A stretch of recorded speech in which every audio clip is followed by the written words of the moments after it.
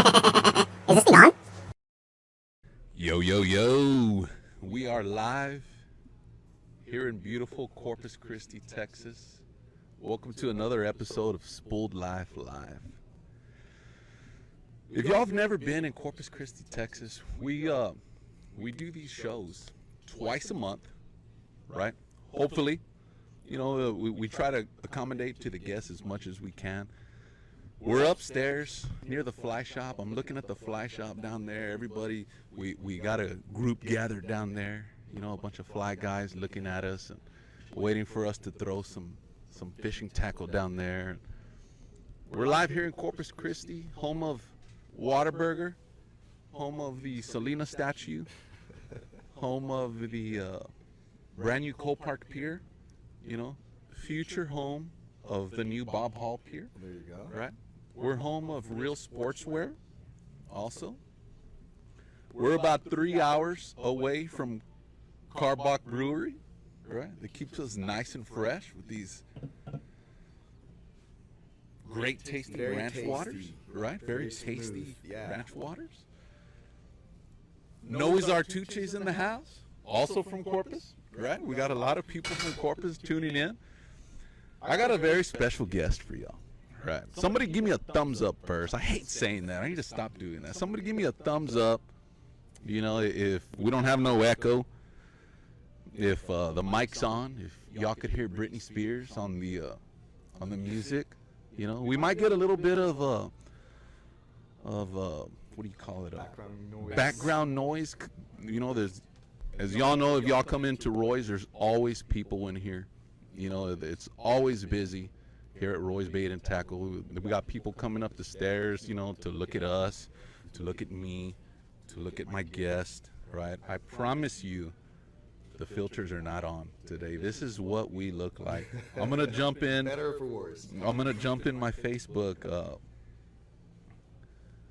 Okay, we're live. We're live on my phone. We're live on the screen here, and we're live, man. So I got a very special guest for you. He's coming in from Austin, Texas. I had no idea. I thought he was from San Antonio. It makes this show even better. We got a bunch of giveaways. I'm looking at one right here. I got another one over here. Some other ones might come up as the show goes. Y'all already know here at Spool Life, we do whatever we want, and we love to give away stuff to the viewers, right? So if you're viewing right now, you could be lucky. But let's get back to business. It's my fault. We were a couple minutes late. We were like 4 or 5 minutes late. I told my guest, I don't want to mention his name yet. I want it to be a secret, right? Yeah. Then I didn't want to be 5 minutes late. This is going to be a good show. We changed the time a little bit. We were at 4 o'clock previous shows. We'd go all the way to 5:30. Everybody was looking at me ugly down there. Down at the flashlight, like, man, we got to get out of here. Up the day. Yeah, we want to leave too. They're not going to pay us that overtime. So we changed the time to 3. It's probably a little bit better. The days, we're not really consistent on our days yet, right? Because I have guests coming in from Austin, the Valley, Alice, Dallas, from everywhere. So we're accommodating to the guests. The time's going to stay at 3.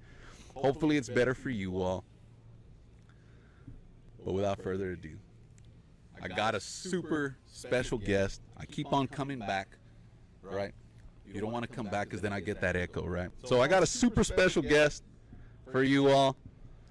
We got none other than Juan Carlos Andreu here at the Roy's Bait and Tackle studio. Thank you so much, man, for coming in.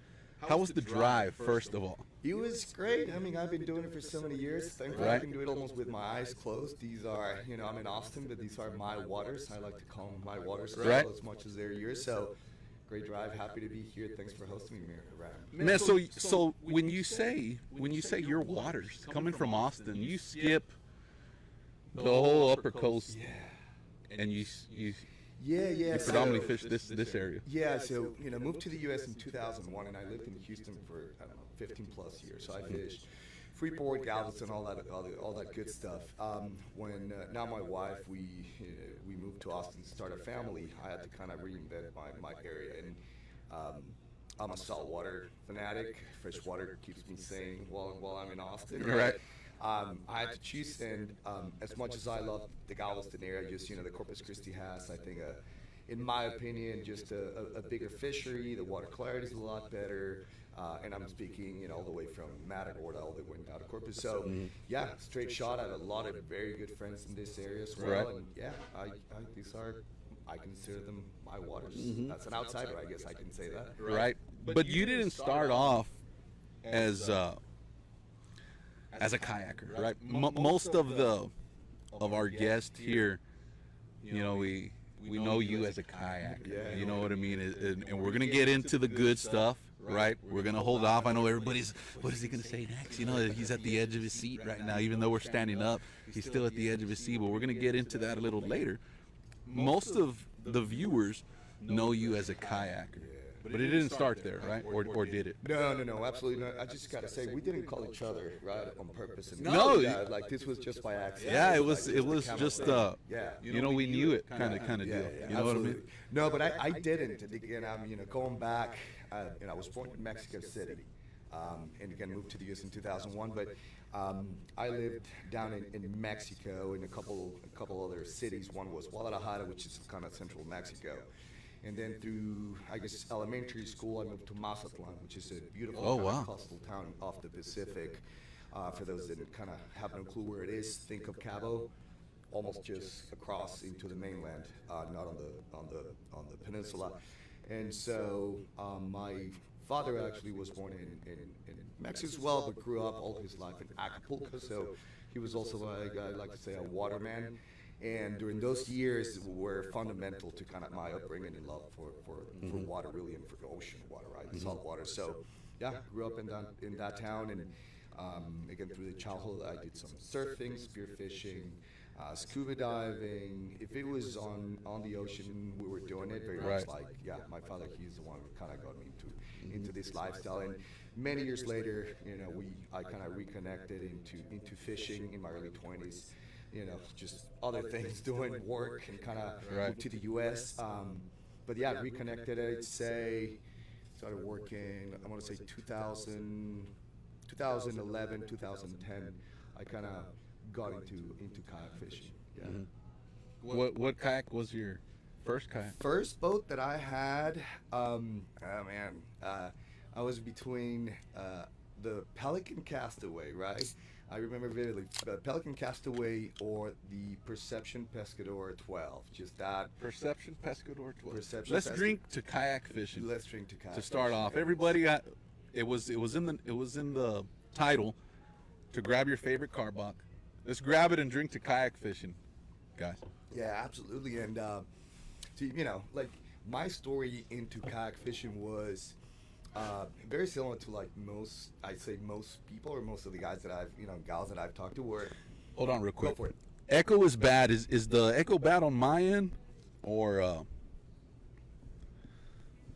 JC's in? All right. Yeah, maybe we could scoot over. Maybe if There I you go, can, right yeah, there. speak a little closer. But All right, let's try it again. Yeah. Somebody give me a thumbs up. Keep on let going. us know, guys. So again, avid angler, more on the saltwater side. And I remember we were in Bolivar, down in the Galveston Bay Area complex, and with a couple of buddies, Hector, Oscar, my friend Roger Escobedo, and we saw these other guys from kayaks. And again, you're fishing from the shore, and we saw these guys not necessarily catching, but they were kind of getting deep into the marsh. I was like, I want to do that. Like I need to do that. We started kind of doing some research, and we found out that you can go out and rent a kayak. We rented a few kayaks we went all over, from REI, ACK, and whatnot. And sure enough, I would say that for my birthday, my again awesome now wife just gifted me the Perception Pescador 12 with that red kayak, and great boat. Took it offshore multiple times. Yeah, it was a great boat. Yeah. Well, at that time, it was just a paddle kayak, right? Yeah, back then, Hobie existed for sure. Motors were just a back thought. I don't think anyone was kind of thinking that motors were going to make it. And I think the Mariner, the native watercraft Mariner, existed as well. But I think there was still a debate back then whether pedal kayaks were, the same thing as paddle kayaks. Mm-hmm. And I would even dare to say that back then I consider myself a purist. So I went for the Perception Pescator 12, later into an Ocean Kayak Ultra 4.7. And I was kind of looking at the pedal-driven kayaks, Right. again, Mariner from Native Watercraft, and the Hobies. And I remember saying, I'm a purist. I'm a paddling purist. I'm never going to do pedal kayak. I'm a paddle. It's more athletic. You Right. know, it's just that's just a real way of kayaking. Well, the rest is history. Yeah. Here The pedal kayaks, man, it's almost like nobody wants even a paddle kayak anymore. You know what I mean? we are. Absolutely. Everybody wants the pedal. I mean, of course, you could buy nowadays. You could buy a pedal kayak that's about the same price as a paddle kayak. Like whichever direction you want to take. Yeah. You know what I mean? It used to be to where, dude, you're gonna have to be spending $3,000, $4,000 for just a pedal kayak, It was right? price prohibiting. Like you couldn't, even if you wanted, right? It was there were not that many options. There were 2 or 3, and I mean, it's still there's expensive, but like you said, now you can get into a pedal kayak for a little less. And I think the argument of is pedal driven kayaks the same as paddle driven.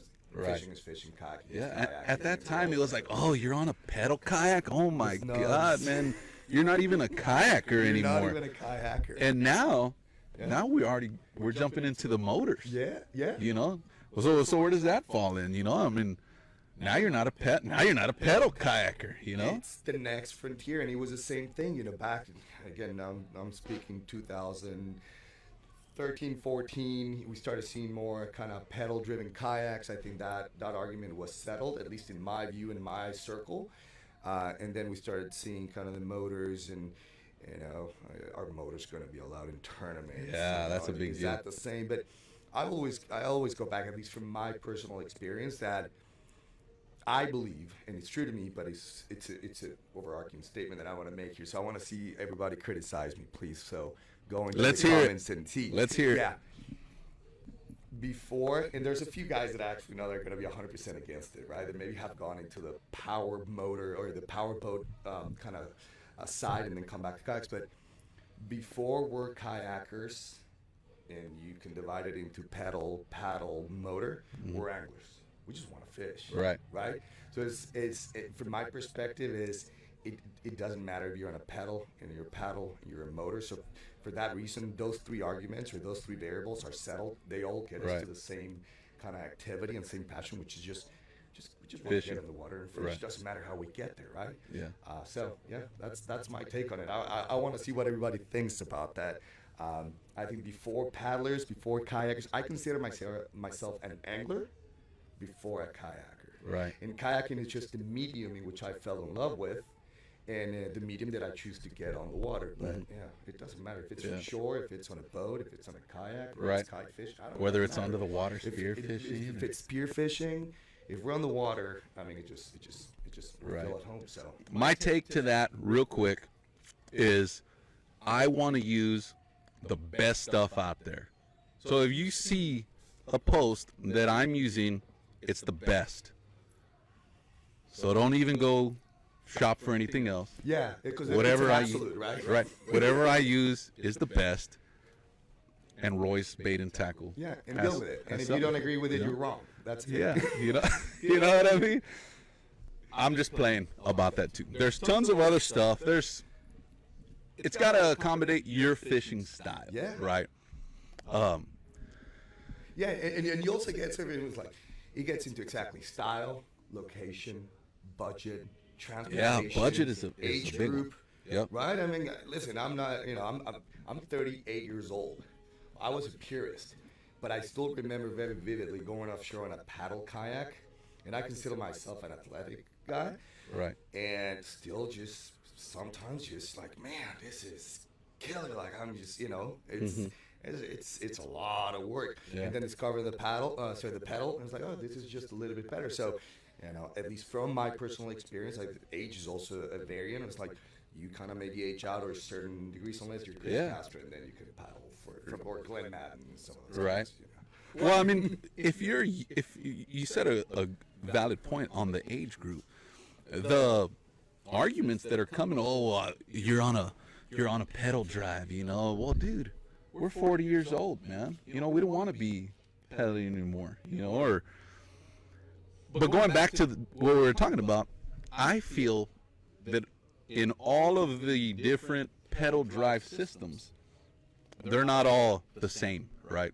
It's not just, okay, well, I'm going to get into the, what's that brand? It starts with an H. Which one is it? I'm blacking out. It starts with an H. I don't know. There's one that starts with an H out there. If you put that kayak in a shallow water scenario, I feel, right? This is just the Spoiled Life Live's opinion, right? Y'all don't go get mad and start deleting yourselves from the group page or anything like that, right? I feel you'd be in a bad situation with the fin type drives, right? My opinion.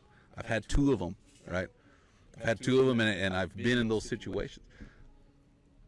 That's going back to the different styles of fishing that you usually do. You know what I mean? So, before we move on, whatever I use, guys, just go buy it, right? Let's keep going. Spear fishing. Also, if y'all have questions as well for JC, I call him JC. What JC works. JC Juan works. Carlos, JC. For JC. I go by a lot of names. Right. Feel free and jump in the comments. Ask a question. Kayak, whether it's kayak fishing, boat fishing, spear fishing. This is the guy that does it all, right? I try. So, I try. Right. You're definitely out there doing it, right? Yeah. So I mean, on that end is like, you know, it was talking about kind of my upbringing on the water, and I just want to try it all. Like I want to, Right. and it's gonna sound, I don't mean to sound kind of snobby. It's like I just want to conquer the waters and be able to experience the ocean or the waters, you know, from every single medium. So. Growing up again, you know, in Mazatlan and through, you know, my youth and trying all these different sports, and also kind of seeing my dad, you know, do all this. He was, you know, till this day he was my hero, but excellent diver, spearman. Like we used to go, my brother and I growing up, and he would make spears out of bamboo, and they'll call Hawaiian or trabuco. Back from where I come from, and so yeah, it's just like, why not, right? So done the kayak fishing, and I love it. That's, you know, close to my heart. But He'd make his own spears and go spear fishing yeah, with that. so think of it, just go and find a bamboo, and then you cut it so, you know, they're hollow in the center. Right. And depending on the length, you grab a section might be, you know, maybe 18 inches long. Sometimes they have a vein in the middle, so you just kind of go through that, so you get a longer piece, just basically bamboo tube tied to a band on the back, and then put a spear through it. And imagine, yeah, I mean, you're basically just shooting like it was a bow, but it's, again, I think, what do they call it? The name escapes me right now. Again, Spanish, trabuco. It's not the Hawaiian spear. So he would make his own. Trabuco. Trabuco. With a T. And and that's the way he called it. I haven't checked in 30 years, so I don't know if that was a real name or not. Right. But yeah, so seeing my dad do that kind of stuff, I was like, yeah, I want to kind of follow the same footsteps. Do you have any of them? I don't have trabucos. I just have the new modern kind of spears now these days. Yeah, that'd be cool just to have. You know what I mean? If I had the original one, or even make one. Yeah. And it worked. Like my brother and I, we would be kind of standing on the jetties because we were like 5, 6, 7 years old. And my dad would jump in the water with the old kind of style Jacques Cousteau, big old circular face masks, go in, pull a snapper, and throw it at us. And I remember vividly a couple of times where he would just throw the snapper on the rocks, and we were just too young to know how to handle a fish, and he would just fall through the cracks back into the water. He'd be so upset. Oh, really? And it happened multiple times. Yeah. So again, I grew up with those type of stories. Like every weekend, it was, let's just go fish. Marlin, sailfish, whatever we could find out in the ocean. And so later in my life now, I did the kayak fishing, which again, I love it. Inshore, offshore, freshwater, and then spearfishing, which again, it's a complete different monster. And I guess if you're like me and you're not that good of an angler, just go down there and shoot them. Right? So, just go inside their house. Find them, and put a spear through it. So yeah, that's a lot of fun. Yeah. So you're not just when I wrote your headline, I wrote it as a fisherman, hunter, family man, and businessman. But you're more of like an adventurer. You could say that, and hunter is a stretch. I will say that's something that I just started doing this year. I actually got my first doe this year, and I'm just stoked about the whole experience of actually like hunting for big game. So we'll see how that goes. I got another, 30 years of life to kind of master that. It's been at least. It's been an amazing experience. But yeah, I did rock climbing, mountaineering. Went to a school that had a mountaineering club growing up in high school, so we would go and climb mountains, Mexico, Popocatépetl, to see with different mountains. Again, they're all very native names, but rock climbing, again, scuba diving. I guess I just haven't gotten into skydiving and that kind of stuff. Right, man. I don't think I'll ever do something like that. Yeah, if it's adventure, I go for it. You want it? I love it. Yeah. I think the most something like that I'll ever do is parasailing. I want to do that. I scheduled something like that. We were late. Years ago, we were late, and the boat didn't want to leave because we were late. We got there late, and they're like, hey, guess what? You're late. We told you to be here, and now you're not. Because they were late for the next group, or who knows? I guess, maybe it was a sign, right? Yeah. I don't know. Well, I don't know if it's age, but again, I used to rock climb and do mountaineering and climb, 14,000, 15,000 to 17,000 feet and not height. I'm afraid of heights now.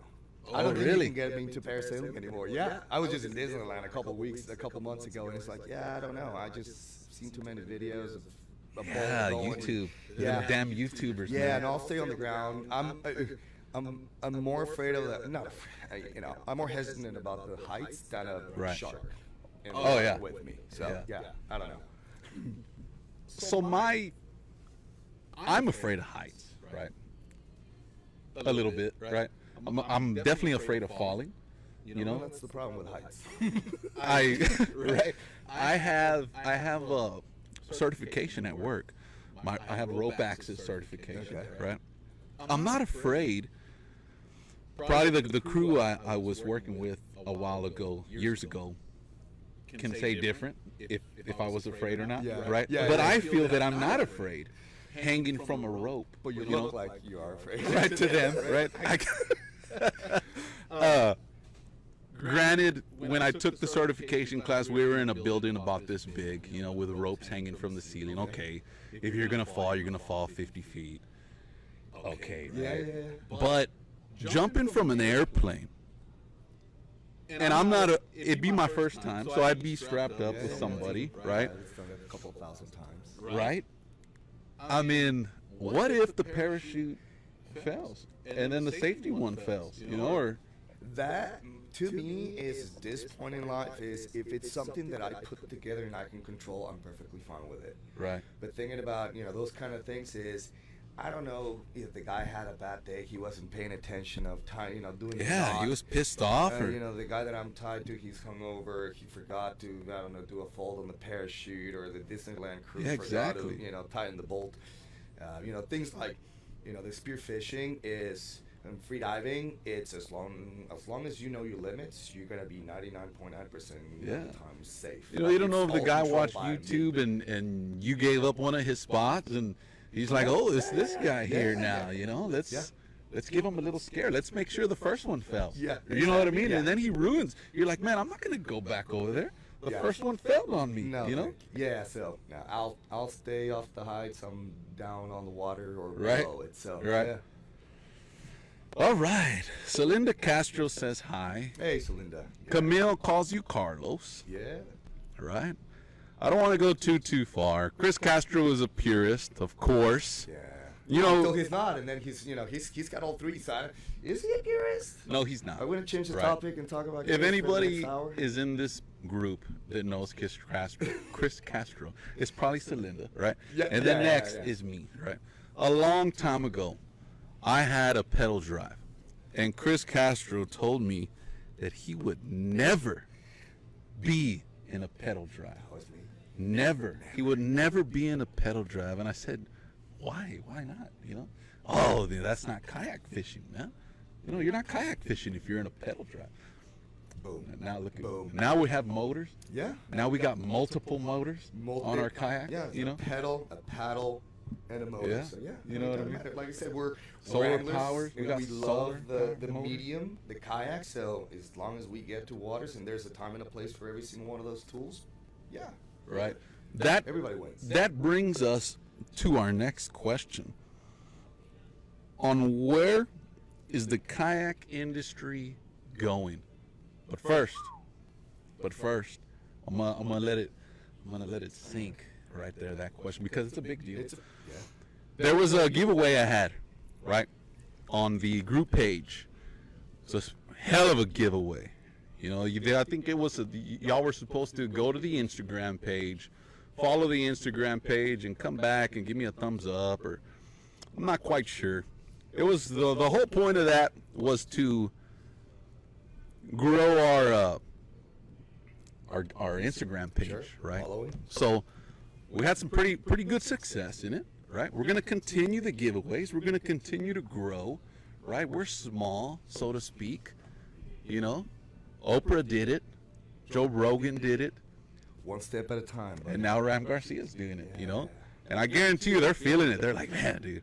Have you heard of Ramon Garcia? Yeah, Yeah, I they're mean, nervous about it. I had some people ask when I was gonna be on Joe Rogan and Oprah and stuff, but I think I'm more like a Dr. Phil kind of guy. You know what I seems mean? like it, yeah. That's Yeah, where yeah, I'm. yeah. That's Yeah. my goal. You know, no one wants to be on Oprah. You know what I mean? So let's give something away.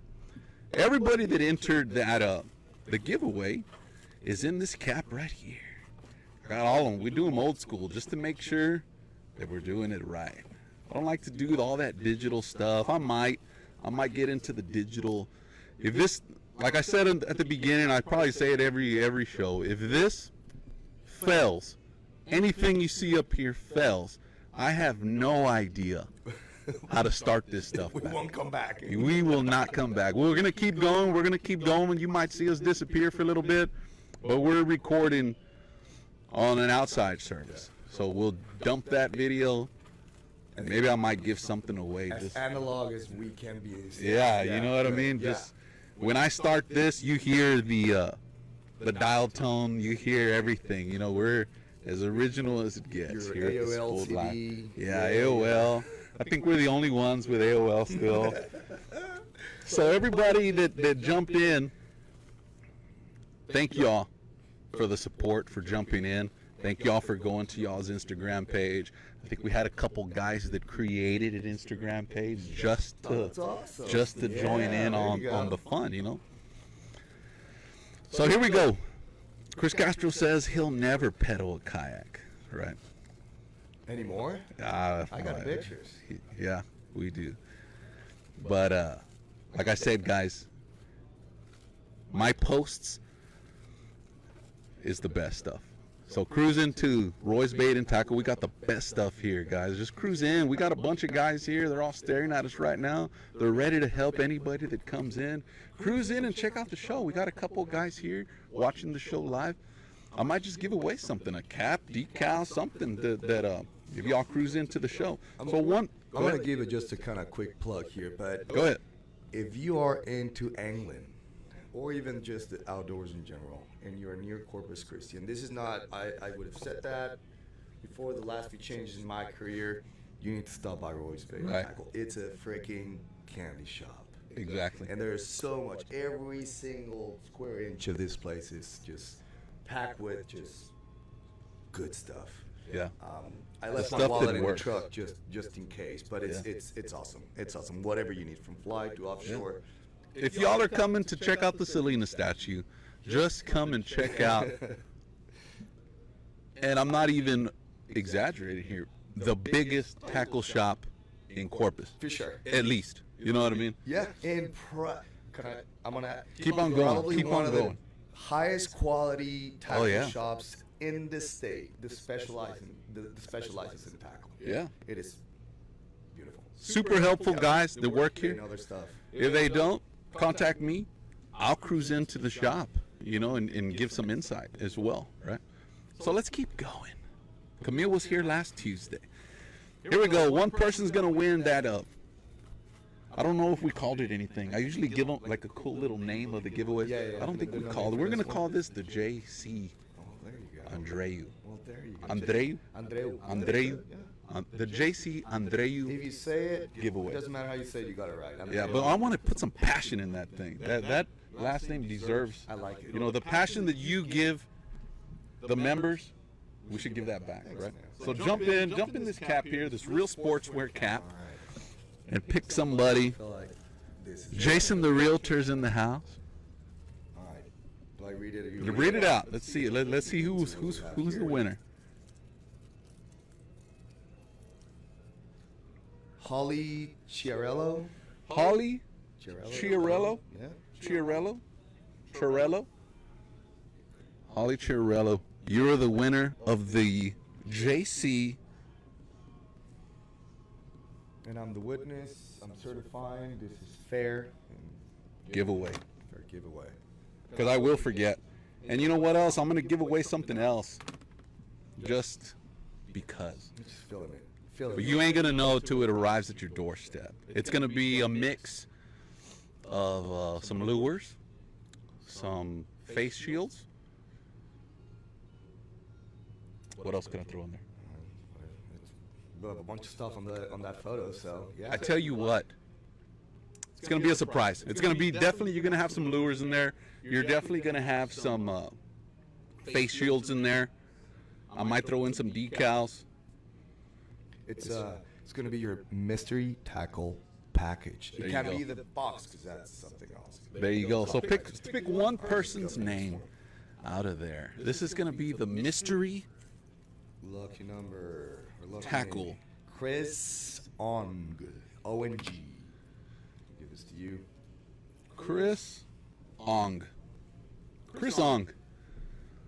You're the winner of the mystery tackle. Congratulations on that. And whoever didn't win, man, y'all are all winners in my heart. Thanks for Right? Thanks for participating. Here we go. Thanks for supporting the participating. show. Man, we got one more, but that's gonna come till later. Right, this one right here. I'm not gonna open it. I know I feel some lures in there. I feel maybe a cap in there. Right, I feel some, I don't know, some face shields in there. There's gonna be something here in a bit, so stay tuned. We're not going to commercial, so don't worry about that. We're gonna move along. We got about 15 to 20 minutes left before people start staring at me. So where do you think? Let's go with this one. What is JC's favorite fish to eat? Favorite fish to eat. Oh man. I'm gonna give two options. I'm gonna go for two. I love tuna. Yellowfin tuna. Yeah, yellowfin tuna or bluefin tuna El Toro. I just raw. I'm a raw guy. I can go. Oh, really? I can go from the water to my mouth in 5 seconds. So you don't like tartar sauce? I'm not a fan. Like, well, if I'm having, I don't know, fried fish, yeah, but raw fish, I just love it. Pressing the off button on here. Yeah, there was a pause. There was a long. It was like we stared at each other, kind of funky. Yeah, so I love tuna, but I'm also a fan of just your snapper because he's such a kind of flexible kind of species that you can prep in so many ways. Right. You know, tuna stew, you can do sear, you can do salad. I'm not a big salad. Like I just want to eat it as it comes, like as natural as it comes out of the water. But you got, snapper that you can grill it, you can saute it, you can fry it, you can do sashimi with it, you can do poke with it. It doesn't matter. So Right. yeah. So you don't like tartar sauce? It's not That's still tartar sauce, digging in in my my head. opinion, my background coming from where it goes in a Baja taco, it goes with Like Taco fried Bell fish, stuff. and yeah, that's about it. And you see, that's how I like it. Yeah, I like yeah, and it's fried fried. fish. Yeah, I had a buddy give me tuna the other day, and I fried it. yeah. And I ate it with tartar sauce. And and it was I weird, want to right? see fried tuna. I don't think I've ever had that. I had some. It was actually Chris that gave me some, and I fried it, and it was good. Hey, you can fry a shoe, and it'd be good. Yeah, exactly. You put enough tartar sauce on it, and it's good, right? But when I go to these places like Snoopy's, Baffin Bay Seafood, what's the other one over there? King's Inn. I go for the tartar sauce. It's tartar sauce. Right. When it calls for tartar sauce, you can do as much as you want. Tartar sauce is delicious. I'm one of those guys. Again, I just grown. I don't know. I just love raw fish, man. Yeah. I love it. And like for example, kingfish, right? I'll tell you what I do. It's like the buttermilk and all that. And I struggle personally. I'm gonna start kind of fire out there on the web, see what people think about what I'm about to say. But I'm like, you like fish? I love fish. And I'm like, oh, do you like kingfish? I love kingfish. It's the best. How do you eat it? Well, I cut it in squares and then I put it in buttermilk, 48 hours and then I eat it. It's like, why? So it doesn't taste like fish. Okay, so you don't like kingfish. What you like is this other thing that comes out of it. So again, my personal opinion, and I guess I have this kind of this taste for it. I just love it. The way even kingfish ceviche, the way it comes is kind of oily. It's amazing. Back where I come from, the Sierra mackerel, similar to the one you have here, but Sierra mackerel of the Pacific, is one of the best tasting fish for ceviche because it's got that perfect balance of oiliness and then that fish taste. It's relative, it's a close relative to kingfish. It's so good. And I've gone a lot of kind of stinky eye by just doing ceviche. I used to do it a lot of, ACK and even, family and friends gatherings. Like, what fish is this? Like, fish. It's ceviche with kingfish. It's raw. Yeah. I was like, I can't believe it. It's like, yeah, just do it. I mean, it's not that raw, It's right? I mean, it might be a little raw, but I mean, it's just lime, straight up lime. I mean, the acids and stuff. Sure, I mean, cook that's it a what little the bit. lime does, but But you eat it raw, like at the boat raw. I can do it. Yeah, You like that? Yeah, I like that. Yeah. We've had. I mean, tuna is just a different. That's sashimi. That's sashimi. Yeah. Yeah, I like that. Carpaccio. There's many ways. I've never tried it with tartar sauce. I mean, I'm down to try anything. You know what I mean? Austin says. Next time we're together, I want to try your fried tuna. How about Yeah, that? let's and try I'll that. do Let's do some. We'll do some kingfish sashimi. Like in patties. All right. My mom used to call them almondigas. Albondigas, yeah. Right? I've had tuna albondigas. Yeah. Yeah, but that's from the can, right? Or I guess. my mom did it from the can. Yeah, You know, my mom, if my it was mom did it Lent, also from the can. Yeah, if my it mom was did. Lent, you better believe we're gonna be eating that Yeah, on Friday. yeah, You know yeah. what I mean? And we're not anymore. Of course, that I've was moved fried on. tuna. I've grown Or up. fried, You know. fish, yeah. Now we eat cheese pizza, right? On Fridays. You know. If it's free, we still eat it. You know. Right. Hey, it's all good. Kingfish, yuck. Raw with the lime and lemon on it. Just straight rinse off the salt water. Yeah, right? Yeah. I never did it, and maybe this summer, maybe we'll do a video. Someone wants to collaborate. We'll pull a fish from the kayak, and I've always thought about it. I just never executed on it. And we have all the condiments. We have the tomato, we have the onion, we have the cilantro, and the lime juice already there. Yeah. We Seasoning get it the live. Kingfish. We just cut one piece. Give it 20 minutes. We catch another kingfish. By the time you're done with the second fish, you turn around. You have ceviche on. Maybe on that's the what kayak. we'll do here at Spool Life Live. We'll have like our own. Tasting. We're not gonna call it a catch and cook. We're gonna catch it a catch and eat. Catch and eat right there on the spot. Right? Yeah. No one has done that ever. No. I'm sure it's gonna come up now. It's my idea. Don't take it. Where is the kayak industry going? Your opinion. My opinion. Well, I think one of the things that, and again, I'm not Nostradamus, so it's not like I can read the future. But the whole argument about motorized kayaks, I think, is finally settling down. A lot of tournaments are kind of allowing it. Right. So I'm glad that's over. So I think the electrification, if that's even a word, is or just introducing motors to kayaks is just continue to grow. I think every single manufacturer that has the capabilities should do it. I think there's a couple of brands that have done it because of synergies with other sides of their business, and I don't want to get too boring or technical here, but they've done it amazingly well. So that's going to continue to happen. I'm personally excited at what is happening on the bass fishing world because that is the number one fisher in the United States and probably arguably the world by participation, the U.S. being so strong. So just using kind of bass fishing as a model, they're allowing a very fair representation of kayak fishing, right? And they're bringing that to the masses, right? Now you have the Bassmaster Classic, which just happened, and now for I think a couple of years they've had the kayaking division. That's super exciting. Kayak fishing in general, it's a few decades behind some of the other kind of specialty sports like, I don't know, biking or snow sports. But I think in the last few years, kayaking is being speeding up in momentum and being adopted by some of these larger representations like the Bassmasters Classic and other series, right? So I'm excited about the technology piece going into it. I'm excited about larger venues, kind of bringing kayak to the forefront. That's going to help the development of new products. That's going to help, I think, the development of new brands, bring a larger assortment. Maybe you got a product line that is less expensive and more expensive, right? So then it's appealing to the guy that has the $300 all the way to the guy that has the $5,000. It's fine. It's for everybody. It's a sport. We do it because we love it. So we want to share it with the world. So more money means more investment, and more investment, in my opinion, means more people being able to practice the sport. At a local level, I'm a little bit concerned personally on the retail representation, in a sense, what is happening with kayak shops.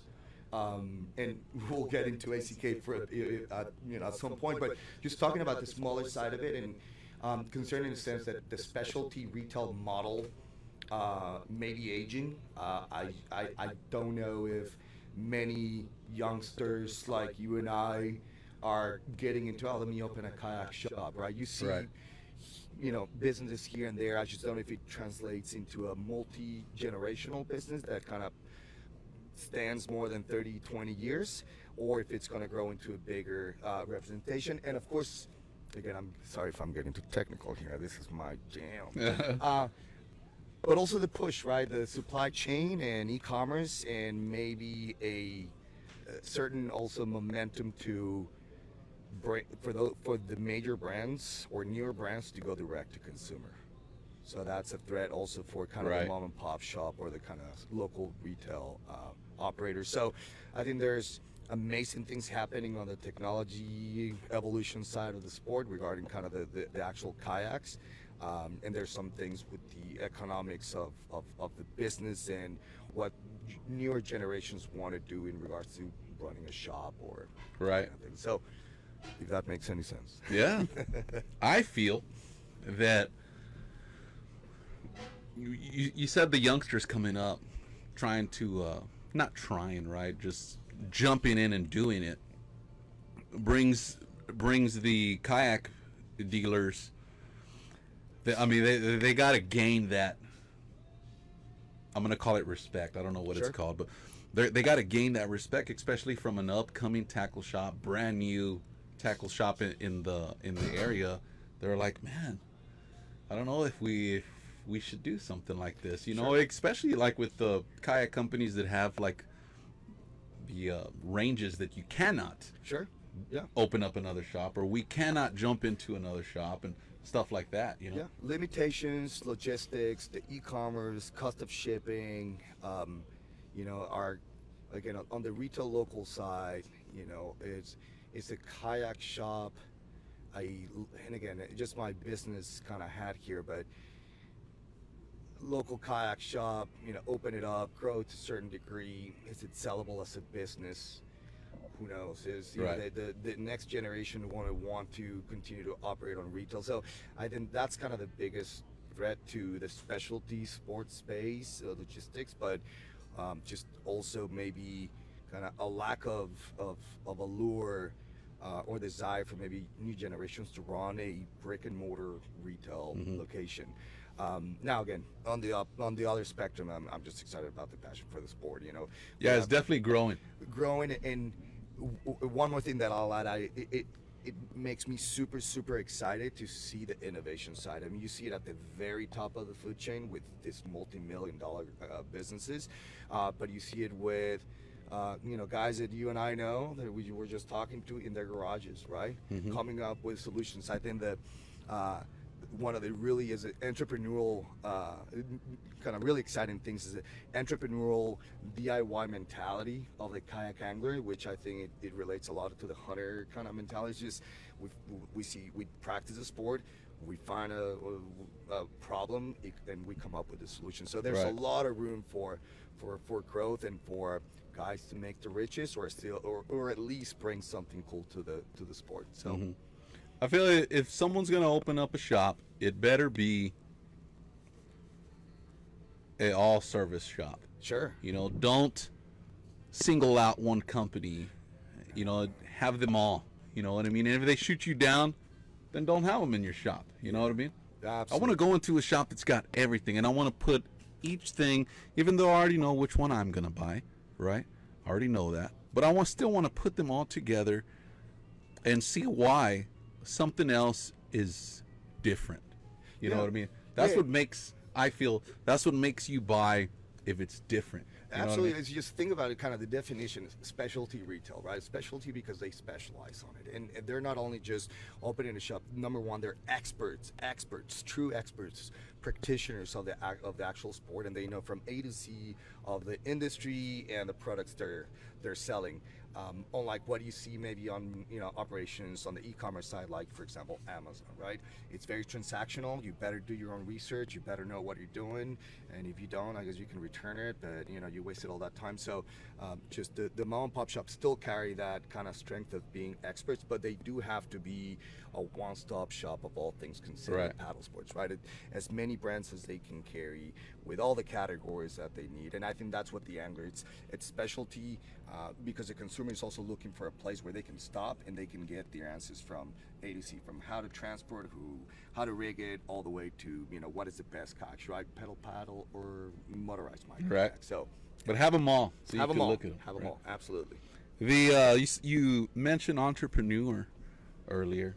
You yourself have a clothing line kicking out here pretty soon, right? Yeah. I never thought I would do this, to be honest with you. It's been interesting, working at previous employer, seeing all these amazing brands, and it's a big market, and there's a lot of options out there, but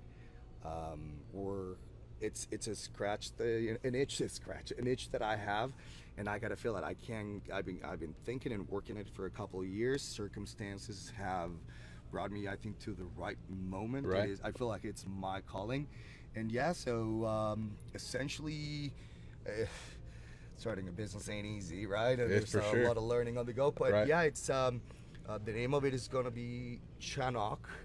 You guys can look that up. Just wait for it. It's brought to from a kayak angler to kayak anglers, and he's gonna, the brand encompasses a lot more than that. It's more like life on the water. But initially to the community that is more dear to me, which is kayak fishing. Right. I've done this at a personal level for over a decade, but professionally I also did it for almost a decade. So it is my community, because and it's not my community, but I am part of the community, and I feel like I am one of it. So it's going to be essentially a clothing line, an apparel, lifestyle apparel, and technical apparel line that is going to finally give a voice to the paddler and the kayak angler. So I'm going to leave you guys with that. It's going to be focused to kayak fishing. It'll eventually grow. I mean, again, Right. the concept is, looking at my album. So Chanoc, CHNOC, Chanoc. It was my dad's nickname, and I've been talking a little bit about my father, my upbringing, and how he kind of gave me this passion and love for the ocean and the water in general. That was his last name, and Chanoc was a character from the 50s, 60s, and 70s that you can think of him as back in Mexico. It was a character, you can think of him as Tarzan, but of the ocean. And that was his nickname. So I think it's in honor of my father, the legacy, but it also represents my passion. And throughout all this process, I just kept thinking, there is no way that I'm the only one that feels it this way, which Right. is, I truly, and most people that know me, and that those who don't will know, that I personally feel alive when I'm on water. It doesn't Right. matter if it's spear fishing, fly fishing, on a river, on a creek, or in the ocean. So it's an extension of that larger concept. So it's Chanoc, life on water. But initially, it just makes sense. We don't have a voice. No one is representing us on the paddle sport side, on the fishing. And I can't think of one brand that is doing that for us specifically, Right. with those messages, with that culture, with those symbols. So extremely excited about Let's this drink on this year's. Yeah. to Chinook. Chinook. Sounds good to me. I'm still And most working on importantly, let's this drink one. to your dad. Your dad huge impact in what you're doing now, right? I mean, obviously. Yeah. And till this day, he's 75. He lives down in the valley. And What was his name? Carlos. Carlos. Let's drink to Carlos and Yeah. Chinook. Cheers to Carlos. Yeah. So I am. Well, there's a saying which I'm gonna destroy, but I'm part of who he was, and I ended up in this beautiful, awesome community. It is my life, and there's a way in which I believe I can be of service to the community and just come up with an exciting project that is going to represent all of us. So Right. yeah. Chinook. Yeah, Man, well, I'm excited to check it Thanks, out. man. I've seen some of the older stuff that's coming out. Yeah. I'm sure that'll transition to Some rebranding Chinook. there. Yeah. That's awesome. Let's keep on going. We're running out of time. We're going to keep on going till they kick us out of here, though. But Works for me. from the outside looking in, right, I'm part of the Roy's Bait and Tackle team, but I see it all, right? I go through everybody's posts, kind of like a stalker, like a kayak stalker. You don't right? post a lot, but you're Yeah. always there. Yeah, you know what I mean? Like an undercover kayaker, right? I'm just playing, right? But there is a lot of stuff that we check out, right? A lot of the pro teams check out to see, well, okay, well, what is everybody else doing? You know what I mean? What is this guy doing that I could do, or what is this team doing that we should do as far as other teams, and we post this, okay, well, you know what, this team's over here is posting their guys more than, let's post our guys a little bit more, kind of get the advertising of this product. Your thoughts on, and I know there's a couple of guys that be like, oh my God, not this again, right? What are your thoughts on the pro team, pro staff, sponsorships? What are your thoughts on that? Because I know y'all, I say y'all, I don't want to say the name quite yet, but y'all had a huge impact on the way y'all represented y'all's teams, right? What are your thoughts for the upcoming guys that are coming out, that are watching this show, that are watching the guys that are on the show? They're the guys that are wanting to be like, man, what do I got to do to branch out? I'm already catching fish. I'm already fishing these tournaments. What do I got to do for these companies to see me so I could be one of these guys that they're advertising about, Sure. So, I'll start by saying it's as much as it is passion driven, it's also a business, right? So, know your value and know what you're doing to grow the sport or grow the brand or expose your name to the industry, right? We historically we would get a lot of requests for sponsorships, and in this realm, speaking specifically about sponsorship because it is a business relationship, the story is just as good as how many people are listening to the story, and the story of what are you doing, what is your content, what is medium, are you writing, are you a photographer, are you you're a YouTuber, whatever it is. So from if I were a guy starting kind of looking to find sponsorships, find your niche, right? Find what is it that you're going to specialize on initially, and make sure that you have a solid voice. Again, if you're going to, for the longest time, we tried to find the guy that was great at video, photography, live broadcast, speaking to customers and all that. There are very few of those out there, right? So I think a lot of the businesses are realizing that you need to have a mix of guys or gals that are good at something. So you need to find out first, what is it that you're good at? If you're not a writer, make peace with that, move away. What is it that you're good at? Are you at video content? Are you good on live broadcasting? They're all required either different skill set or a skill set that you can develop. So find your own voice, find your medium, and also your value, and realize that it is a two-way road, right? From the business perspective or the sponsor, they're looking for exposure, right? So again, that's why it's so important to know, your voice and your medium.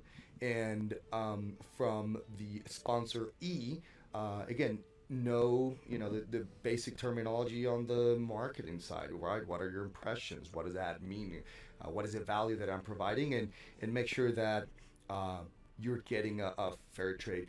One of the things that we did and I did was to make sure that our team understood that it was a two-way road and it was a relationship. I'm not doing you a favor, you're not doing me a favor. There's a high level of trust, but these are the expectations. And there were two promises, right? Is that we were going to do as much as we could to our teams, our team members, our pro staff, our spokesperson, to give them as much exposure as we could. But we also expect them to, again, find their voice and be their best at the medium. They're guys that are tournament anglers. You're good at it. That brings kind of a higher degree of expertise. Maybe you're not as good as content creator, but man, you can actually fish. When you talk jig heads and color, it actually means something. People ask me all the time, like, what do you have in your tackle box? Man, I have like two sizes of jig heads and three colors of gulp, and it works for me. So I'm not gonna be the guy that if I were to look for sponsorships, that I'm like, oh, I want to go after X brand and just getting to the nitty gritty of the color variations. That's just not who I am, and I cannot fake it. People can see through fakeness, right? So just find your voice and make sure whatever it is. If you're a pro tournament angler, great. If you're a content creator, great. And within the content creator, what's your medium? Yep. I like that. Find your voice. Find your voice, man. Because not everybody's the same. You know what I mean? Everybody brings that special sauce thing. Yeah, that special sauce. And based on your value, then you can kind of, when you know your voice and you're really good at it, others are going to kind of recognize it, and then you can also find what your value is, right? Yeah. Are you doing it for 10% off product? Are you getting it for Kayak? Are you doing it for, entry fee in a tournament? Yeah, right. I mean, it's once you know what you're worth, other people are going to recognize it. Right. And then you can start putting value in between. The pro has to drive the business. Well said, Carlos. That's from Camille. Thank you, Camille. I've seen it firsthand from Mike. Any questions, shoot them over. We'll get them answered as soon as we can. Let's keep going. We're at 56 minutes. We're going to talk. That brings us up to the question that everybody's been asking. Yeah, let's get into it. Let's talk about ACK. Yeah. Right. And I hope this doesn't. It's not a touchy subject, right? It's my opinion. ACK. When I first started, ACK was around. ACK was big, right? There was tournaments. There was teams. There was posts that we looked up to, that we saw. Okay, well, this is what this guy's doing. Let's go be this guy. I want to be this guy too. Yeah, inspiration posts. There was what else could we say about? It was community building. It was grassroots. It was expertise. It was customer service. Right. It was big. It was real. It was at the beginning. Yeah. You know what I mean? It was something to look up to if you were a kayaker, right? And other people too, right? Not just kayakers, right? It was an adventure store. Yeah, so to speak. in kayak, they had a little bit of everything. A little bit of everything. In kayaker, for the insiders, I think the insiders recognize kind of the power and relevance of ACK. But your average consumer, it was, they recognize, I'm getting started into kayak fishing or paddling in general. Here, I just thought about it, put it on Google, here's ACK, and you could find anything you wanted to find with a high degree of expertise behind it. So, when I first started, one great thing I could say about ACK was the customer service. When I would call, I'd have to wait a little bit, right, for someone to answer the phone. But once it got answered, you were talking one-on-one with somebody. And I wish I could remember I started in customer service. It was probably you. It had to have been you, It was man. a lot of us. Right? It had to have been you, because when I saw you walking up the stairs, I felt a certain way. I was like, man, it had to have been this guy, because that's stuck in my head. And I had a problem with something. I don't remember what it was, but I had a problem with something. And they were quick to say, you know what? We're going to make this right. Right? We're going to make this right. You're not going to have this problem again. And in the mail, just a shirt. My product that was messed up came in the mail. An extra shirt was in there, or whatever. It had to have been you. Thank you so much for that customer service. And I knew we were going to connect later on. Yeah. And we did. Yeah, we knew it. You knew it. But What happened with ACK? How much time do we have?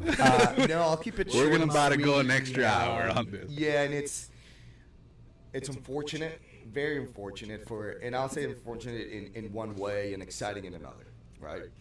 Unfortunate because it was a great company. It was a great ambassador of the community. It was a business and a community that I personally strongly believe that allowed paddle sports to grow.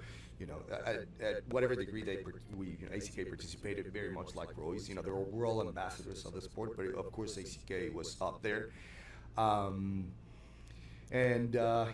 Essentially what happened, there was a secret sauce, a secret recipe that the founders, Peter and Steve Misana, kind of worked on for 14 plus years.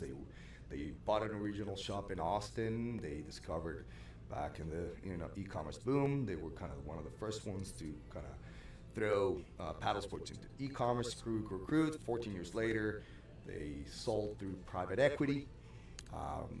Outside investors that basically come in and want to find savings in the business to eventually kind of sell it for a profit.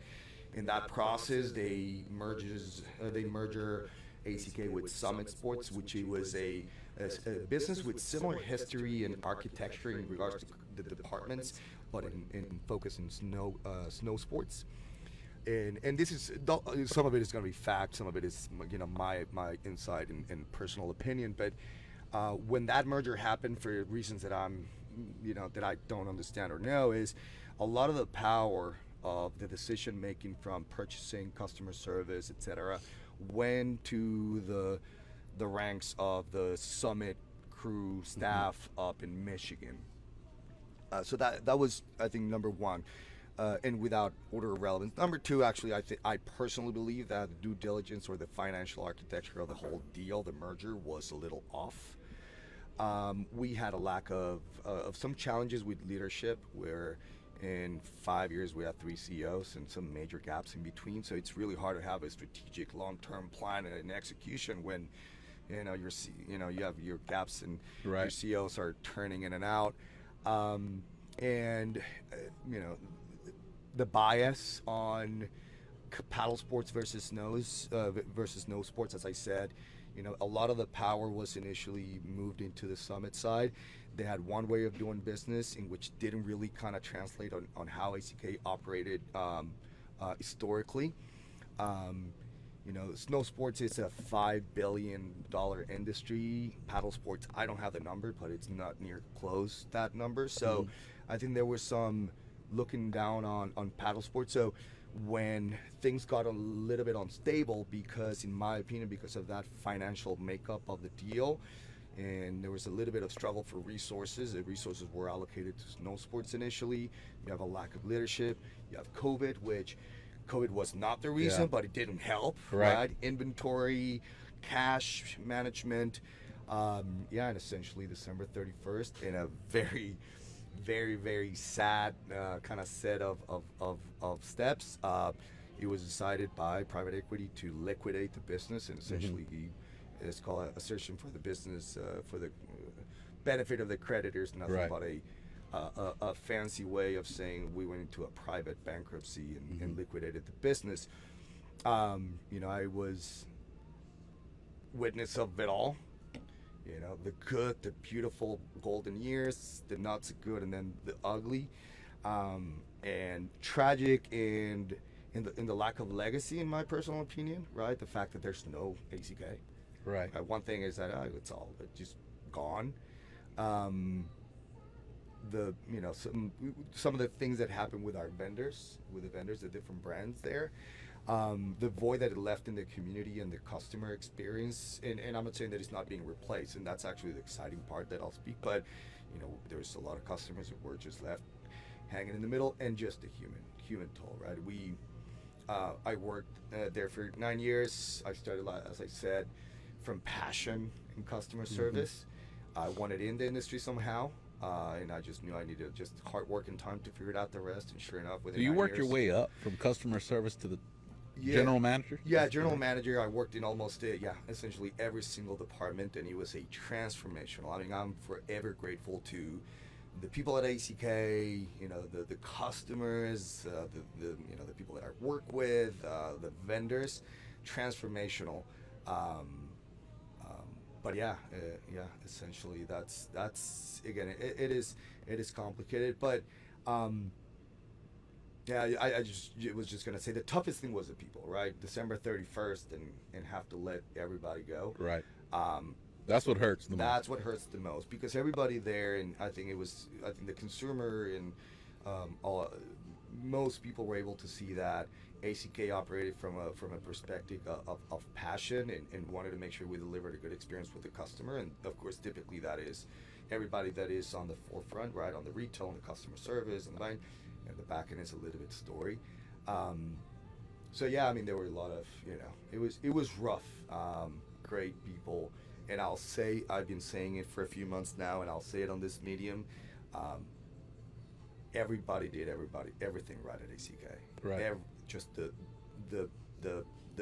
wind was taken from under our wings, essentially. If we didn't get a fair chance for reasons that I believe I spoke about, sad but exciting. Right. Exciting because everything has a beginning and an end, and you got to take a more realistic, pragmatic kind of take on the experience. We had to hang out with amazing people, work with amazing customers, amazing vendors, and what's next. So I'm in contact with most of the people that we work with, make sure that everybody kind of finds their next venture and calling, and excited again, as I've been saying a couple times, about those players that are going to fill that void, because ACK or no ACK, the community's strong. People want to get into the sport. Right. We're still out there fishing. And I know for a fact a lot of the kind of players in the space that could potentially benefit in every possible way from this, right? Nothing is happening with paddle sports other than still, gaining strength. And these other businesses that maybe because of the size of strength that ACK couldn't get necessarily a chance, now it's like, go for the taking, man. Right. The customer is still there and is waiting and is hungry, and they want excellent customer service, and they want awesome product assortment. So yeah, exciting to see who's gonna come and kind of take what is left of that void, and Right. the success that is come soon to follow. So. And now you could pursue your other things that Hey, you might have set back a little bit. Well, let me hold off a little bit because I got this going on. Absolutely. I think I've learned, many years from moving to the U.S. and working in a couple of businesses, and for sure the ACK experience, that bad experiences are good. Right. It builds a lot of character, and it's everything has a beginning and the end. So yeah, it's what's next. Let's just take all those amazing experiences, that expertise, the relations, and just move on to the next frontier. So it's. Well, all that being said, let's give away something else. Let's give something away. Let's give something away, because I know y'all are like, man, when is he going to give away that last package? Or they're sitting on that table. So, in this bag, I'm not going to show it. Yeah, I am going to show it. We got some fish bites. Fish bites. Gulp. Not gulp. Fish bites, right? That works. Two different things. Great. Kind of the same thing as gulp, right? Fish bites and gulp. Kind of the same thing, right? Gulp, fish bites. We got some face covers from Laurent Sanchez. Donated these face covers to us. And then we got this Real Sportswear cap, right? For one of the guys, there's 20 people. For one of the 20, somebody's going to win. It cannot be Austin Matthews. I'm just playing Austin. It could be anybody. Is that your everyday winner? Yeah, he is. He's super supportive of the show. Nice. It could be anybody on the show. First person to tell me, what was JC's first kayak? JC's first kayak. If you could tell me, the brand, the model, branded model, right? Or just brand. Don't worry about the color. Yeah. We got nothing. It was Pelican. No, it was not. Man. Albert. Pelican would have been great. Perception. There we go. There we go. Noe's Artuche. Oh, Oh, no. There you go. Noe's our two-chi. And you know what, guys? Winner. We go by the comments that are right in front of me, right? A while back, Cliff Nagel, Perception Pescador, you are correct, man, but you are a little late. Noe's got that, It's about the speed of the yeah, he's got that point, Spectrum internet. Yeah, that yeah, high-speed yeah. Spectrum internet. Or that one that Tesla's got, Elon Musk internet. Starlink. Yeah, Starlink internet. But Perception was the correct answer, and Noe's Artucci is the winner. Good stuff, Noe. Hell of a guy. Thank you so much for playing along. And, man, we got plenty of other stuff to give away. I got boxes and boxes of stuff, guys, at the house, ready to give away to the members. All you got to do is participate in the most live talk show There you go. in the world, Yeah. right? We're live, we're real, but most importantly, we're raw. Most importantly, yeah, we're honest Yeah. and we're as biased as we can be. I may like my fish with tartar sauce and fried, but he likes it raw. Yeah. So that makes the show Yeah. raw. And we're gonna try fried tuna. We are. Yeah. Next year. A Where do you want to do that? Next year? Next trip? I don't know. Next It's, trip? you know, When yeah. it gets hot, right? Yeah. I mean, it's When's we're a good getting time? there. We're getting there. March? Spring winds kind of need to settle April? down a bit. Yeah. Yeah, right. All right, so let's do that. One question more. We're over time already. Everybody's looking at me all mean over there, and they want to go home already. They close at 6, and they already want to stop doing what they're doing. Lights, yeah. But what's next for JC Andreu? Hi, JC Andreu. Working on a couple projects. So, I am currently assisting the business that acquired the assets of ACK. It's called The House, a subsidiary Okay. of Camping World, on creating the paddle sports category. Great people. They have an amazing snow sports presence. So, I'm with them currently. Again, establishing the paddle sports category. That's exciting. Again, there's a lot of room for taking now that ACK is out. So working on that as well. And they're coming to San Antonio. No. Or did ACK No, leave no. from everywhere Texas they were at? It's a free for all. That's Okay. the beauty of it. And again, knowing all the players in the area, just really exciting ground to kind of work, go for. No, this is The House, one retail location up in Minnesota, and just massive online presence. That's kind of where the focus is. Trying to build a category there. Doing some consulting when allowed, based on contracts and whatnot, but consulting on the paddle sports side, from marketing, logistics, distribution, content, etc. And Chinook, that is family business, but my dearest project is, of course, Chinook. It's just bring this awesome brand out to the market that is going to finally represent us paddlers or kayakers. Right. So yeah. I'm excited. I'm anxious to see that. Thank you. Also, would you have anything else? No, not at all. I mean, other than just thanking you for hosting me, it's been a lot of fun. It's been really good to kind of to share my history and my experience. Kind of speak even about ACK. Kind of let everybody know it was very important for me. And there's a lot of noise out there, and it's not that lives depended on it, but it was very relevant. I think for our industry and for our community. So good to kind of talk a little bit about it. Just it's the last time I'm going to talk about it. Well, it's a huge accomplishment, man, coming on this show. Thank right? you. Yeah. I'm just playing. Thank you.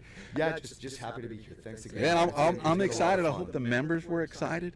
If we skipped over a question, I see a couple of comments coming in on what's coming to San Antonio. We're probably just going to skip over those. You know what I mean? But if we did skip a question for myself or JC, we'll come back. We'll come back to your question and answer it as we can. You know what I mean? I want to thank Roy's Bait and Tackle here in Corpus Christi, Texas. If you've never been here, like we stated earlier on the show, it's something to look at. We got mounts, hunting mounts on the walls. We got caps. We got sandals. We got sun caps. We got fishing tackle. We got reels. We got fly fishing gear, kayaks. We got Jackson kayaks downstairs. We got about everything you could think of is in this shop. And if you're not even into fishing, it's kind of like people that go to Bass Pro. You go to Bass Pro just to check it out. Yeah, you know what I mean? The only thing I'm missing is a fish tank. But Yeah, exactly. you'll find That's coming. They said flip-flops, that you'll was find coming something. late this year or something like that. So you never know what's going to happen here. So cruise in, check it out. I want to thank who keeps me nice and fresh everywhere I go. I'm about to go to Googly's restaurant here in Corpus Christi. Probably the best burgers in town, I feel, right? I ate pizza yesterday. Happy birthday to my daughter. She turned the big 6. So I ate a whole bunch of pizza over there. So I want a good, juicy burger. You know what I mean? That's what I want. So that's where I'm going to go after. Drive. Yeah. 4 hours, I'll pass out. Right? That's true. You got a long way to go, Austin. You got a long way to go. And I wish we would have fished, man, but just the weather just didn't cooperate. That was the plan, and we checked the weather last night, 30-plus mile-an-hour winds. And again, one of those things, I used to go in, if I was near water, we're going fishing, and now it's just, you pick your days. Right, exactly. It can't always be Yeah. perfect, you know. Yeah. And who keeps us refreshed is Karbach, right? The best, the most refreshing, and the, what else? The Official sponsor of Spooled Life Live. There you go. Yeah. Drinks really of good that. To stuff. Karbach. If y'all still have some, drink it up, guys. Thank you all so much. Thank you for tuning in. Thank you to my guest for cruising into the show. I got another show coming up. It's gonna come up quick. I want to say it's like quick, like next week quick. So the flyer will probably go out to tonight, late tonight. I want to get this show, get some traction on this show. So late tonight, the next flyer will come up. Of course, like in Spooled Life true fashion, we'll have a big giveaway to give away to you all that participate in these shows. Thank you all so much for tuning in. We'll see y'all next week. Thank you so much to JC, Thank you, my friend. my man JC. I hope y'all learned. I hope y'all gained some knowledge from the show. That's another thing we push for. We'll see y'all next week. And what else? What's another good saying we could say? Hasta la vista, baby. That one. We'll see y'all next time.